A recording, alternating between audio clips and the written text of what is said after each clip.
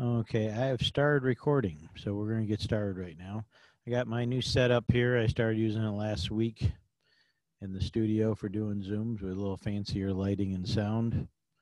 So if there's any sound issues, being you're the only one here, just unmute yourself and tell me. Okay, I'm just going to go over this here kind of quickly. What's going on this week? It's week 10 already. It's hard to believe that already. We're going to have our chapter 4 and 5 tests coming up. So I'm going to go over the classwork here. So that'll be on Friday. You can use your notes as usual. And chapter 4 and 5, I'll go back to the original assignment from last week. Cover such topics as the socializing the individual and the adolescent in society.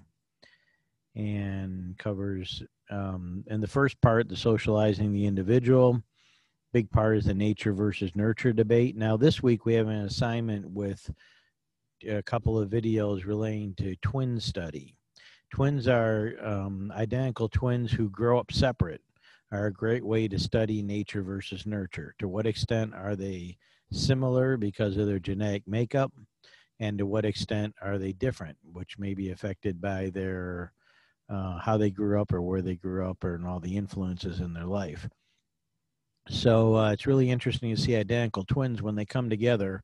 If someone were to simply say, hey, you know, you're affected by how you grew up, that'd be the nurture idea. Okay, it's your family, your friends, your culture, and all that.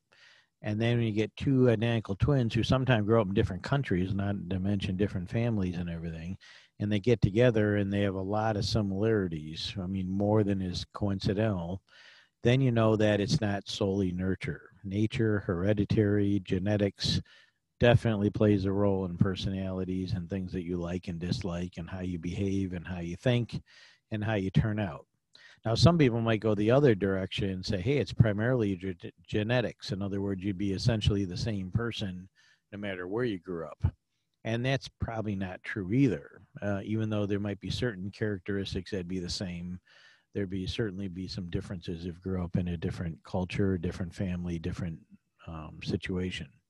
So we got some videos this week that relate to that. Let me go back. Yeah, pretty much most of this I've talked about already. Socializing the individual, adolescence and society. Yeah, I think they're pretty interesting topics, and they both relate a lot to, I think teens can relate to a lot of this. Talked about adolescence already in here. Search for yourself, that's coming of age. All these are big themes going into this. Now, some U.S. examples for coming of age. This is after number 42. Some kind of milestones in people's lives would be getting a driver's license, number 43. That's very common, and that's a big deal for a lot of people. I notice over the years, though, it's not as big a deal as it used to be. It used to be at 16, unless there's something preventing you from doing it, people went out of their way and wanted to get a driver's license. But nowadays, it seems like maybe because of cost or whatever other factors, a lot of students aren't as big a rush as it seems like they used to be. High school graduation is definitely a rite of passage and very much a step into adulthood and growing up. So that's a big deal. That's where we have a ceremony and students get excited and parents get excited, and graduating high school is a big achievement. Some other examples from the notes under number 44.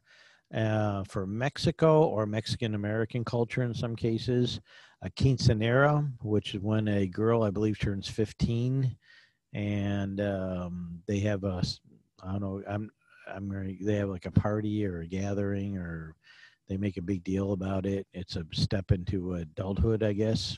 So that's a big deal in Mexico culture. Navajo Indians have something called the Canalda, a 4-day ceremony marking entry into adulthood. Pretty much every culture got some kind of thing relating to growing up and becoming an adult. The Maasai, who are tribesmen in Eastern Africa, they have where the boys leave and go get training to learn male skills like hunting skills and things like that to help them survive. And Judaism has bar mitzvahs and bat mitzvahs. A bar mitzvah is when a boy turns 13. A bat mitzvah is when a girl turns 13. And they have a big party, and that's supposed to be becoming an adult. Now, 13 may seem awful young for becoming an adult, but a lot of these traditions started centuries ago, when being 13 might have been the start of what at that time more of an adulthood type lifestyle. Now, in our current culture, 13 is still seen as fairly young. Challenges of adolescence, starting with 45. Adolescents in American society experience a lot of social challenges relating to sexual behavior, drugs, and suicide. Teenagers who engage in early sexual activity face serious health challenges, including pregnancy and sexually transmitted diseases. That's a big issue. 46, challenges of adolescence continued. Alcohol consumption, cigarette smoking, drug use, drug-related violence are widespread issues. Now, I notice over the years these kind of go up and down. Some generations have more alcohol problems, another generation not so much. Cigarettes were a much bigger deal. They've declined quite a bit, but now there's marijuana usage, even though it's not in the notes as much. Well, it says drug use. So like the opioid crisis has gotten big. So there's various types of problems that go up and down at different times. And to wrap it up, suicide is a major challenge among teens. There's a lot of pressure going on that age range. Teens tend to be impulsive, based on their brain development and so forth. So you add in the combination of substance abuse, a lot of challenges and depression and so forth, and impulsiveness. So it's probably no surprise that that has one of the higher suicide rates is among teens and adolescents. So that's just kind of a wrap up of that. Just real quick here. For this week, we got the twins. Got some interesting videos here for this assignment. They're short videos, nothing long. It's a fairly easy assignment. Yep, we got 2 videos. One's 10 minutes, one's 5 minutes, and a Google Doc that is shared with some questions and stuff, an assignment on it. Fairly easy.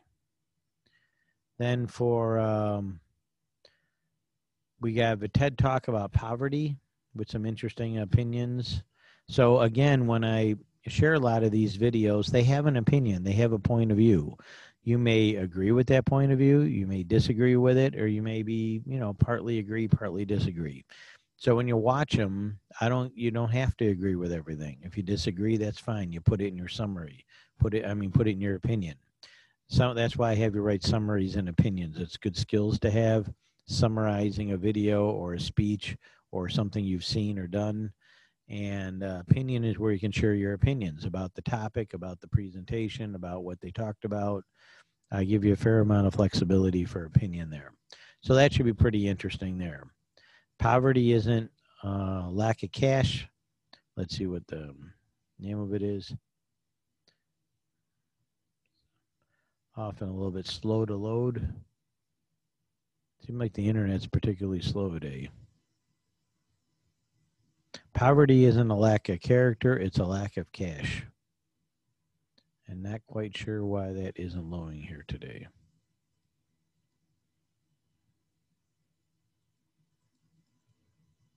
Okay, I'll come back and check that. Okay, then the big one this week as far as time is Dropout Nation. Dropout Nation is about a 2-hour video, almost 2 hours, hour 50 minutes. It covers 4 different students in a mostly poor, mostly minority district in Texas and what they're trying to do to keep them in school. And there's an assignment to go with it. It's not hard. And it's also got a synopsis of the 4 students that are being profiled and what happens at the end. Do any of them get through school? Any of them drop out? You'll have to wait and see that at the end. So that assignment there is actually going to be worth 25 points. The handout says 20 points, but it's an old handout. So they'll be worth 25. So that's an important one. The test you don't really have to study for, though it's a good idea to do some studying. And then you can use your notes and do that on Friday. So Dropout Nation will be the most time consuming. These other 2 video projects aren't that big or that difficult, quite easy. And that's pretty much it. So if you get to work now, and you should be also wrap up your notes. Oh, that was last week we did that. Okay, the notes are in. So wrap up anything else you got to wrap up this week, and it shouldn't be that hard. And if you got questions, let me know. Should be pretty self-explanatory. So if there isn't anything else, I'm going to wrap up here. Good luck if you're watching this on recording, or we got a student here joining us live. And like I said, the test will be on Friday. I'll post it by 9 a.m. on Friday morning. I'll come back Thursday. We'll do another Zoom, and I will share any updates about anything at that time. So have a great week, and that's it. So Katie, if you just want to just put goodbye or unmute yourself and say goodbye, that'd be good.